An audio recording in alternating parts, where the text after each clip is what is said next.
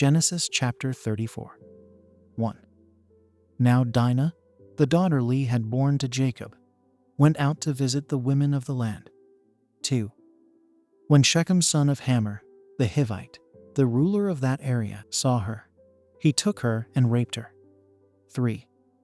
His heart was drawn to Dinah daughter of Jacob. He loved the young woman and spoke tenderly to her. 4. And Shechem said to his father Hamor, "Get me this girl as my wife." 5. When Jacob heard that his daughter Dinah had been defiled, his sons were in the fields with his livestock. So he did nothing about it until they came home. 6. Then Shechem's father Hamor went out to talk with Jacob. 7. Meanwhile, Jacob's sons had come in from the fields as soon as they heard what had happened. They were shocked and furious, because Shechem had done an outrageous thing in Israel by sleeping with Jacob's daughter, a thing that should not be done. 8. But Hamor said to them, "My son Shechem has his heart set on your daughter. Please give her to him as his wife." 9. Intermarry with us. Give us your daughters and take our daughters for yourselves. 10. You can settle among us. The land is open to you. Live in it, trade in it, and acquire property in it. 11.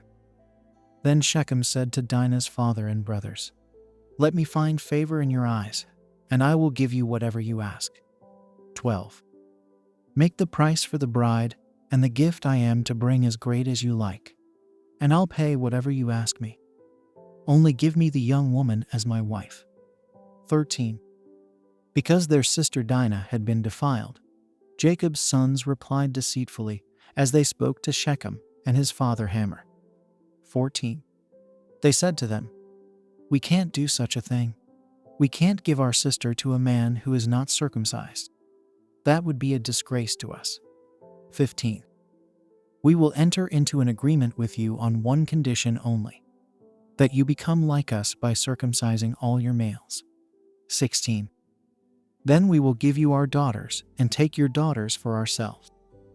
We'll settle among you and become one people with you. 17.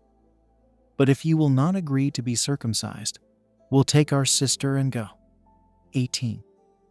Their proposal seemed good to Hamor and his son Shechem. 19. The young man, who was the most honored of all his father's family, lost no time in doing what they said, because he was delighted with Jacob's daughter. 20. So Hamor and his son Shechem went to the gate of their city to speak to the men of their city. 21. These men are friendly toward us, they said. Let them live in our land and trade in it. The land has plenty of room for them. We can marry their daughters, and they can marry ours. 22. But the men will agree to live with us as one people only on the condition that our males be circumcised, as they themselves are.